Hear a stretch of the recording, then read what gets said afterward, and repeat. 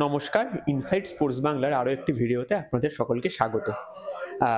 আর কবে আর কবে এবং আর কবে আর কবে সেই শিরোপা নির্ধারণকারী ম্যাচ অর্থাৎ সিএফএল এর সেই বহু বিচলিত এবং বিতর্কিত যে ম্যাচ অর্থাৎ ইস্ট বেঙ্গল বনাম ডায়মন্ড হারবার, সেই ম্যাচ নিয়ে কিন্তু ক্রমশ জলঘোলা বাড়ছে বই কমছে না। এবং সেই জলঘোলা নিয়ে যে কি তার ভবিষ্যৎ সেটি জানতে আজকে আমরা চলে এসেছিলাম কিন্তু আইএফএ অফিস, এবং আইএফএ সেক্রেটারি সেই ম্যাচ নিয়ে বললেন অর্থাৎ সেই ম্যাচ কি পেছোচ্ছে নাকি পেছোচ্ছে না, নাকি আগে হবে, নাকি ঠিক সেই তারিখ অর্থাৎ যে 13 তারিখ সেই দিনই হবে। আমরা একটা ছোট্ট এরপর একটা তথ্য দিয়ে রাখি, ডায়মন্ড হারবারের এক কর্মকর্তা কিন্তু চিঠি লিখে অলরেডি জানিয়ে দিয়েছে অর্থাৎ এই ম্যাচ নিয়ে জলঘোলা কিন্তু ক্রমশ বেড়ে চলেছে। এবং এর মধ্যেই আইএফএ সেক্রেটারি অনির্বাণ দত্ত কি বললেন অর্থাৎ এই ম্যাচের ভবিষ্যৎ কি হতে চলেছে, চলুন এবার আমরা শুনে নিই। এক্ষুনি একটা লেটার এসেছে, আবার ওরা জানিয়েছে যে দুটোর বাইরে আরো একটা প্লেয়ার ওদের আছে, আমি সেটা দেখছি।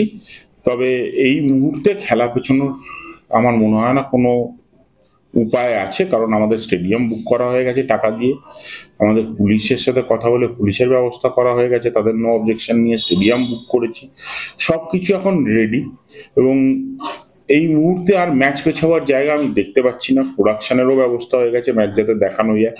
তো এই অবস্থায় ম্যাচ পেছানো আমার মনে হয় না সম্ভব হবে। আমি এক্ষুনি চিঠি এসেছে, আপনি দেখছিলেন, আমি আরো 5খানা কাজ নিয়ে আটকে ছিলাম, তো আমরা জানিয়ে দেবো সেটা।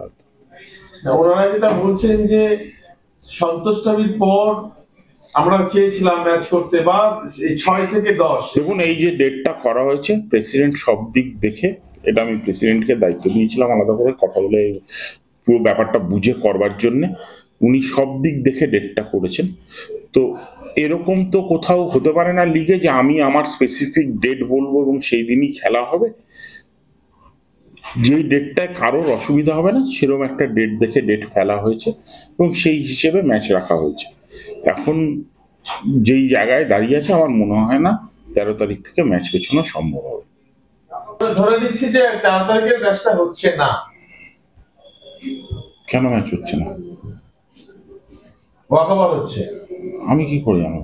আমি তো আশা রাখবো যে সবাই খেলবে, কলকাতা লিগেরও গুরুত্ব বুঝবে, আরএফডিএল একটা জুনিয়র টুর্নামেন্ট এবং এটা ক্যালকাটা ফুটবল লিগ, তো দুটোর গুরুত্ব আলাদা, দুটোর মহিমা আলাদা।